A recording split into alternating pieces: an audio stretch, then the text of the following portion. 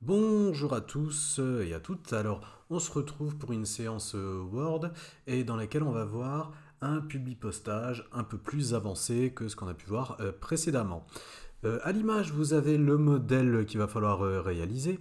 On a donc un courrier de la part de Sodexo qui nous demande, donc par rapport à cette situation que vous voyez à l'écran, on vous demande d'écrire un courrier qui va prévenir vos salariés qui ont bien travaillé cette année. Ils vont recevoir une prime de fin d'année.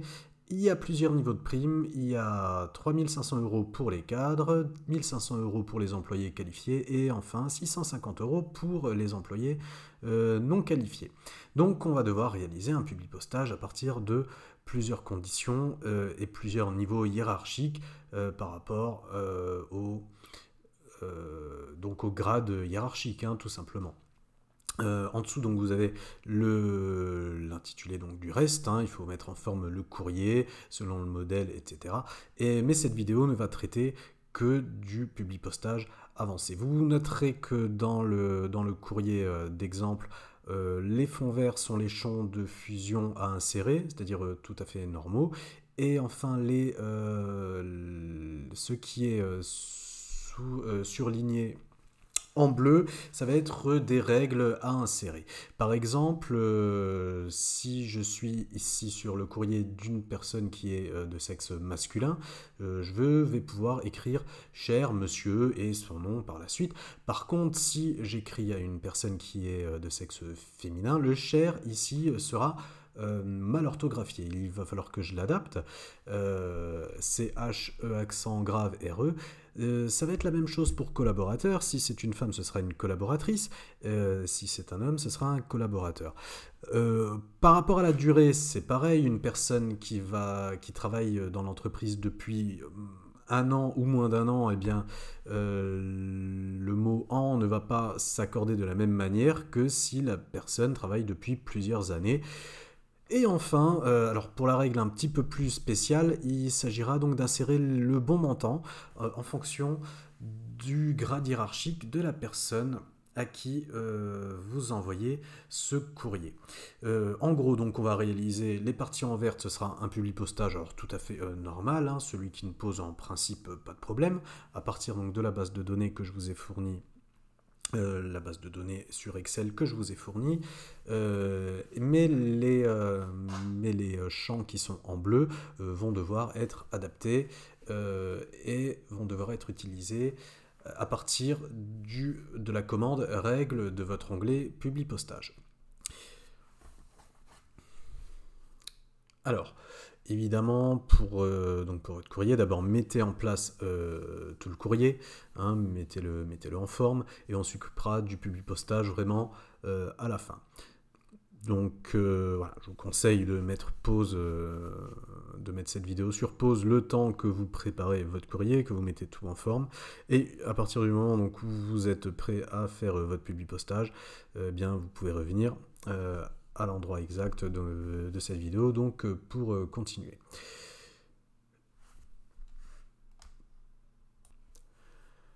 Voilà, j'ai enlevé tous les surlignages de mes champs, c'est-à-dire en fait ça ce sont des champs que j'ai écrits à la main, hein, pour que vous puissiez vous repérer, et je vais pouvoir commencer mon publipostage. Donc je me rends dans mon onglet publipostage, je clique sur utiliser une liste existante, je vais chercher ma base de données Excel, donc là où je l'ai enregistré dernièrement. Euh, je, donc je l'ouvre, hein, tout simplement. Voilà, je la cherche et je l'ouvre afin de la connecter à mon document Word. Je vérifie que tout est bien en ordre, c'est-à-dire que je travaille donc sur la base de données bien sur la première feuille. La première ligne de données contient les en-têtes de colonnes. Ça c'est coché, donc OK. Je vais pouvoir connecter ma base de données à mon document Word. Et donc sans plus tarder, je vais insérer les champs de fusion grâce à mon bouton insérer un champ de fusion. Le nom, j'oublie pas de mettre un petit espace, le prénom,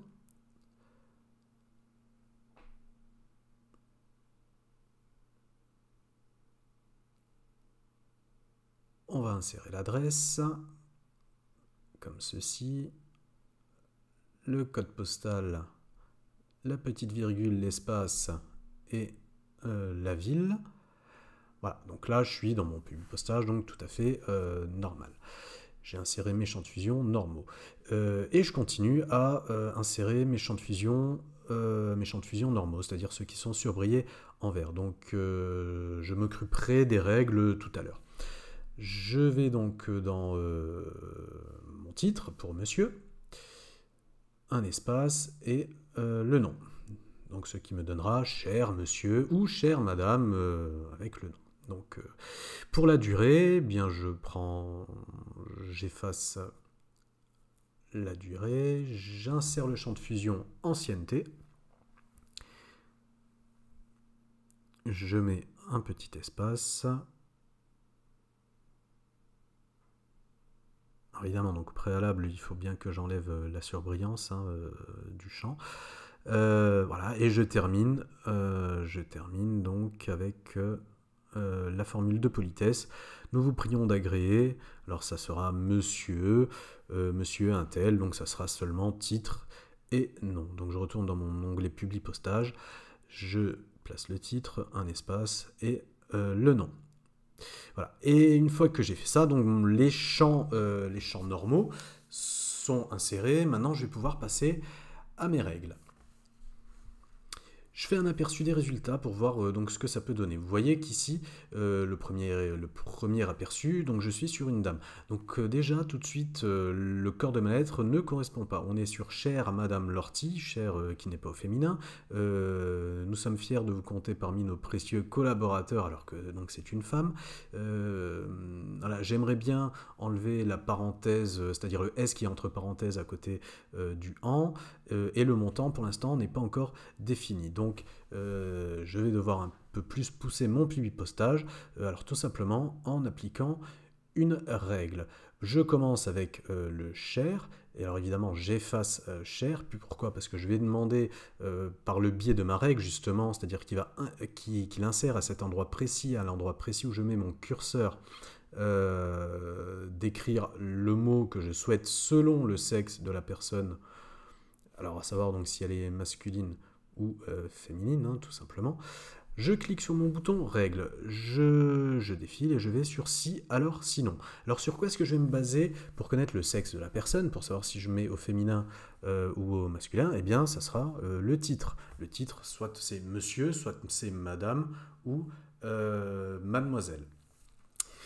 Donc si le nom du champ est égal à madame, j'insérerai le champ suivant, cher, CH, accent grave, RE. Sinon, celui-ci, cher, CHER, au masculin. Voilà. Il y aura juste un léger problème, on va juste corriger ça, mais donc pour voir déjà, on va voir déjà ce que ça donne. Le problème au fait qui se pose, c'est que si je suis dans une base de données peut-être un peu ancienne et dans laquelle il va y avoir des mademoiselles, du coup le mademoiselle ne sera pas pris en compte, donc du coup ça risque de m'embêter un petit peu. Il faudrait plutôt que je demande les choses de manière un peu inversée à Word, c'est-à-dire que si la personne est un monsieur, alors le mot cher sera écrit au masculin, et sinon, eh bien, ça veut dire que ça serait madame, mademoiselle, n'importe quel autre titre, eh bien ça serait au féminin. Donc ici, je peux prendre en compte le madame et le mademoiselle en mettant d'abord le titre, si le titre est égal à monsieur, c'est cher au masculin, sinon ça sera au féminin. Voilà. Et je vérifie donc si ça fonctionne bien. Donc là, sur les deux premiers résultats, je suis sur des femmes. Voilà. Et par contre, sur mon troisième résultat, avec mon aperçu, je note qu'il a bien réadapté l'orthographe de cher. Je vais faire la même chose avec les collaborateurs. Après avoir enlevé la surbrillance, évidemment, et effacé le mot collaborateur, je retourne dans mon onglet Publi postage. Et je vais insérer la règle que si le titre est égal à monsieur, eh bien, on placera le mot collaborateur à l'endroit exact de là où mon curseur est placé. Et sinon, eh bien, donc, ça sera une dame, et donc dans ce cas-là, ce sera collaboratrice.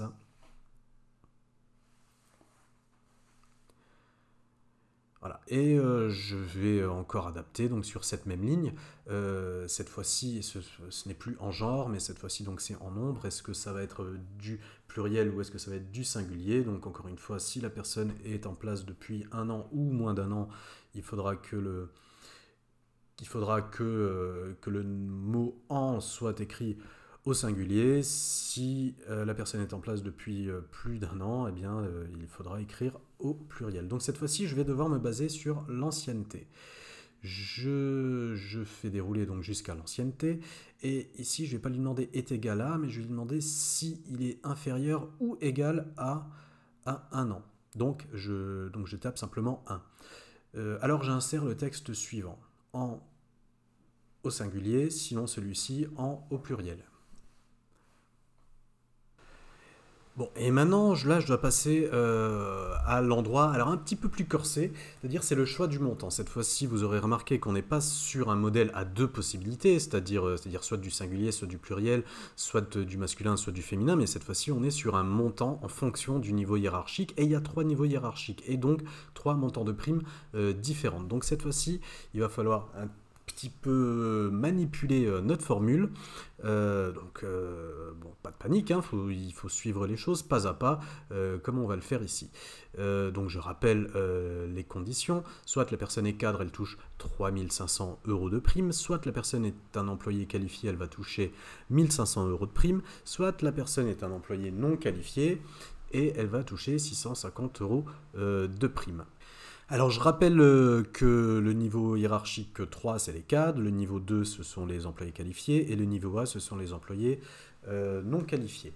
Alors je vais insérer donc une règle pour pouvoir ensuite placer une autre règle dans ma règle. Ici, je vais me baser cette fois-ci donc sur le niveau hiérarchique.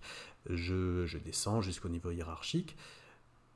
Je le sélectionne du coup, et alors il faut qu'il soit égal à 1 pour que la personne, donc en tant que personne employée non qualifiée, touche 650 € de prime. Ce montant s'insérera exactement là où j'ai placé mon curseur. Si la personne, en effet, c'est-à-dire la personne sur laquelle là, je suis sur le courrier correspondant, elle est bien de niveau 1. Alors là, on voit que ça donne rien, là, lorsque j'ai cliqué sur OK, tout simplement pourquoi? Parce que l'ortie Sylvie, elle n'est pas de niveau 1. Pourtant, il y a bien quelque chose qui a été inséré.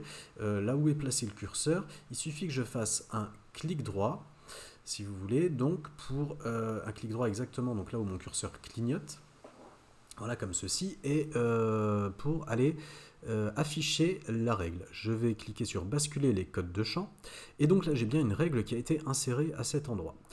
Donc on a cette règle qui s'appelle if, alors if c'est si, donc si donc le niveau hiérarchique est égal à 1, alors 650 €, donc il devra apparaître 650 €, et sinon, sinon il n'y a rien. Donc je vais me placer exactement entre les deux guillemets, et je vais insérer une nouvelle règle. Donc je zoome ici pour voir exactement où est-ce que vous devez vous placer, puisque donc entre les deux guillemets, normalement il devrait y avoir un sinon, mais il n'y a pas de sinon. Donc qu'est-ce que je vais faire dans ce sinon? Eh bien je vais tout simplement insérer une nouvelle règle par le biais de si alors sinon. Donc je reclique sur règle et si alors sinon, je reprends le niveau hiérarchique. Cette fois-ci, je vais lui dire que si la personne est d'un niveau hiérarchique comparé avec 2, elle touchera 1 500 €. Je fais bien attention de mettre l'espace pour le séparateur des milliers dans les 1500, parce que sinon Word ne le prendra pas en compte, il ne devinera pas que je souhaite faire un séparateur de milliers. Et donc si ce n'est pas le cas, si elle n'est pas de niveau 2, elle touchera 3 500 €. Ce qui veut dire que là, cette fois-ci, ma boucle est bouclée, hein, si je puis dire, puisque donc j'ai bien une première règle qui me dit de niveau 1, tu touches 650, de niveau 2, tu touches 1500, et de niveau 3, et sinon, donc, en fait, on n'a pas écrit de niveau 3, mais sinon, c'est-à-dire si aucune de ces deux conditions n'est remplie, tu toucheras 3 500 €. Voilà, donc ici on notera que Lortie Sylvie est bien un employé cadre. Elle va toucher donc 3 500 €. Si je vérifie, donc dans mes niveaux hiérarchiques, Gessler, Sarah, elle est de niveau 1, elle va bien toucher 650. Le troisième, il est de niveau 2, il va bien toucher 1500 €. Donc je vérifie toujours quand même mes résultats pour voir s'ils correspondent quand même à ma base de données. Ça, c'est la moindre des choses. Vérifier qu'on ne s'est pas trompé quelque part. Voilà. Donc en l'occurrence ici, là ça fonctionne. J'ai réussi mon publipostage un peu plus avancé en insérant donc des règles qui s'accordent en genre et en nombre, hein, avec cher, collaboratrice, collaborateur, en nombre avec le pluriel ou le singulier, et également avec 3 résultats possibles en fonction d'un grade hiérarchique. Et alors une fois que j'ai terminé donc mon publipostage et d'insérer mes champs de fusion, je vais pouvoir terminer et fusionner mes documents. Alors évidemment, avant je fais toujours bien attention à ce que mon courrier soit correct à tous les niveaux, hein, parce que sinon je vais devoir modifier les documents de manière individuelle. Bon, et quand c'est terminé, je vais cliquer sur terminer et fusionner. Donc dans mon onglet publipostage, modifier les documents individuels, et cette fois-ci donc j'obtiens tous les documents qui vont s'appliquer à toutes les personnes qui sont présentes dans ma base de données. Et on notera qu'ils sont tout à fait adaptés, alors que ça soit au niveau donc des règles, singulier, pluriel, féminin, masculin, et que les montants de primes sont tout à fait corrects donc par rapport au niveau hiérarchique de la personne à qui l'on va envoyer le courrier. Voilà, je vous remercie d'avoir suivi cette vidéo, j'espère qu'elle vous aura aidé, qu'elle vous aura appris des choses, et je vous dis à très bientôt.